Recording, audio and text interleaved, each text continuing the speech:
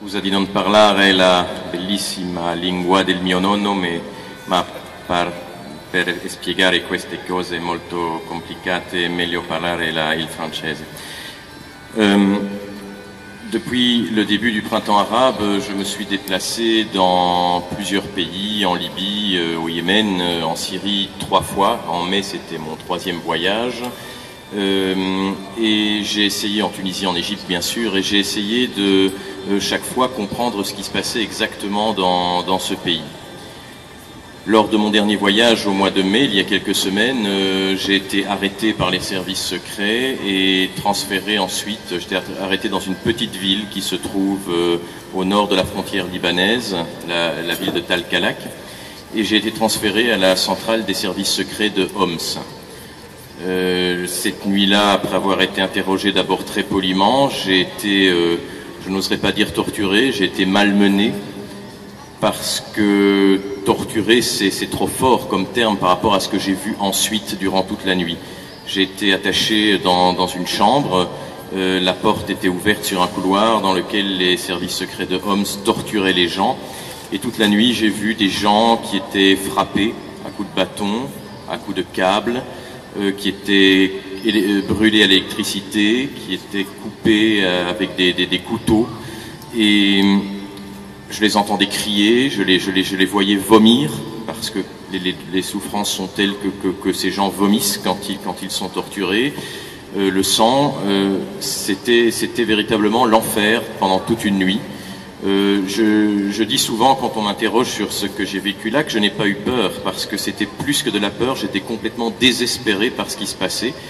Et moi-même, sans vraiment penser à moi, parce que ce qui se passait à côté de moi était beaucoup plus terrible que ce qu'on m'avait fait, je me disais que je ne sortirais jamais de cette prison après avoir vu tout ça. Puis par je ne sais quelle raison, on m'a laissé partir. Le lendemain, on m'a transféré au centre des services secrets des forces aériennes à Damas. J'ai été à nouveau interrogé, mais sans subir de violence. J'ai passé 4 jours dans une prison civile avant finalement que le ministère des Affaires étrangères belge arrive à me localiser et à demander mon exportation, mon extradition. Ce qui se passe actuellement dans les prisons en Syrie, ce n'est pas de la torture pour obtenir des renseignements. On ne posait pas de questions à ces gens-là. Ils étaient torturés pour être effrayés. On arrache les ongles, des pieds, des mains, on détruit le corps et puis on rend ces gens, parfois morts. Le lendemain, quand je suis sorti de ma chambre, là où j'étais menotté, j'ai vu 3 corps sans vie dans le couloir qui n'étaient plus attachés, donc ces gens étaient morts manifestement. On rend leur corps, on rend les gens parfois en vie à leur famille, et dans le quartier, dans la famille, eh bien les gens voient ce qui se passe et on peut comprendre que plus personne n'ose bouger, plus personne n'ose sortir dans la rue. Une amie syrienne m'a écrit, après que j'ai publié dans Le Monde et dans différents journaux, dans l'Espresso notamment, mon témoignage, et m'a dit: j'espère que mon cousin, qui s'appelle Ahmed, est mort quand il a été arrêté lors d'une manifestation et qu'il n'est pas en train de souffrir tout ce que tu décris dans ton article. Voilà, c'est ça qui est en train de se passer en Syrie. Le gouvernement, actuellement, sait qu'il a le support, le soutien de la Russie, de la Chine, de l'Iran. Il sait que l'Occident n'est pas intéressé par une intervention. Vous savez, en Syrie, il n'y a aucun intérêt géostratégique à renverser le régime de Bachar al-Assad, comme l'a très bien dit ma voisine. L'Occident est plutôt satisfait par la stabilité que le régime al-Assad assure dans la région. Et donc, tout le monde se réfugie derrière le veto russe, le veto au Conseil de sécurité, qui refuse une intervention contre l'allié de la Russie, la Syrie, le vieil allié de l'Union soviétique. Et donc le régime sait tout cela, et il a décidé maintenant d'intervenir très durement, puisqu'il sait qu'il ne sera pas puni, de réprimer militairement l'armée syrienne libre, de réprimer policièrement avec les services secrets la contestation civile. Et le scénario le plus terrible qui est en train de se dessiner, c'est qu'avec le support économique de la Chine, de l'Iran et de la Russie, le gouvernement Al-Assad va pouvoir se maintenir dans les prochaines années et finir, au bout de 5 ou 10 ans, par retrouver de bonnes relations diplomatiques avec le reste de la communauté internationale. C'est pourquoi, depuis que je suis rentré de Syrie, je milite ouvertement pour une intervention militaire qui ne serait pas du type de celle de la Libye. En Libye, on avait clairement une guerre néocoloniale pour des raisons pétrolières et gazières.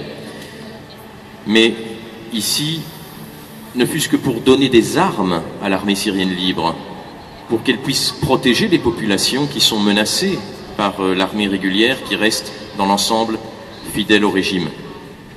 Actuellement, l'armée syrienne libre ne reçoit quasiment rien de l'étranger. Elle se finance par les dons des Syriens de l'intérieur. Elle réussit à payer des officiers corrompus pour avoir des armes qui viennent de l'armée syrienne, ou alors en attaquant des casernes, elle se procure des armes, mais actuellement ce sont des kalachnikovs, des grenades à main, quelques bazookas, quelques armes anti-chars, c'est tout.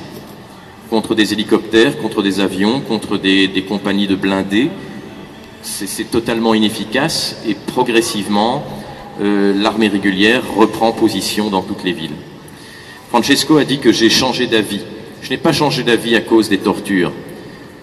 J'ai changé d'avis parce que le 7 mai, il y a eu des élections. Quand j'étais allé en Syrie en juillet, et puis surtout en décembre et en janvier, j'avais même été invité par le gouvernement, parce que j'écrivais des articles qui n'étaient pas favorables à la dictature, bien sûr, mais qui demandaient plus de souplesse vis-à-vis d'un régime que, je le pensais, qui allait changer, qui était en train de promettre des réformes institutionnelles. Eh bien, quand je suis allé à ces périodes-là en Syrie, il y avait de grandes manifestations dans les villes en faveur du président, pour soutenir le président. La Syrie est un ensemble de confessions, de communautés très diverses. Et les chrétiens, 10%, 10-12% de la population, les alaouites également, environ 10% de la population, c'est la communauté du président Al-Assad, soutenaient le régime, mais également des membres de la communauté sunnite qui craignaient une révolution islamiste ou qui craignaient la guerre civile.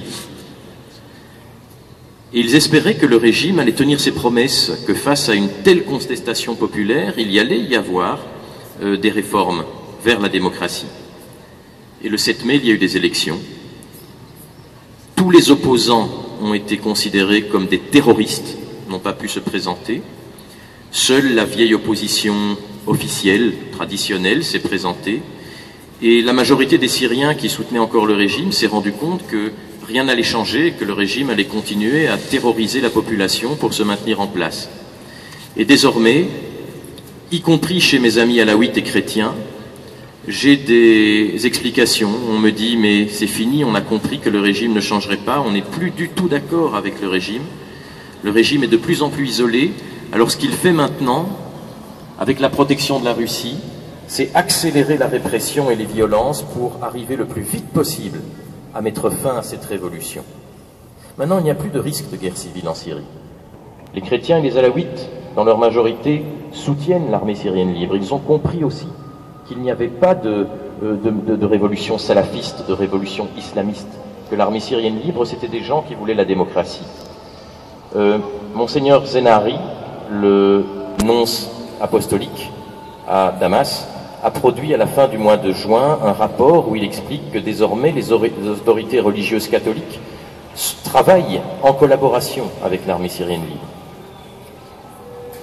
Et pourtant, l'Occident ne fait rien et ne donne pas d'armes à cette armée. J'ai maintenant des contacts à Hama, à Homs, à Tal Biché, qui est une petite ville au nord de Homs, à Damas bien sûr, à Alep, et à Rastan. Et ces villes comme Rastan et Tal Biché sont en train d'être bombardées par l'armée syrienne. Et le dernier message que j'ai reçu d'un de mes contacts à Tal Biché, c'était il y a quelques jours, il m'a écrit, on se tenait tous les jours en relation, on avait des informations tous les jours, il m'a écrit « We are alone, nobody supports us ». C'était son dernier message. et puis plus rien, et je n'ai plus de contact maintenant, et je ne sais pas ce qui se passe à Talbiché. Et pendant ce temps-là, l'Occident parle beaucoup, se réfugie derrière le veto russe, et pendant que nous parlons ici, des gens meurent tous les jours en Syrie.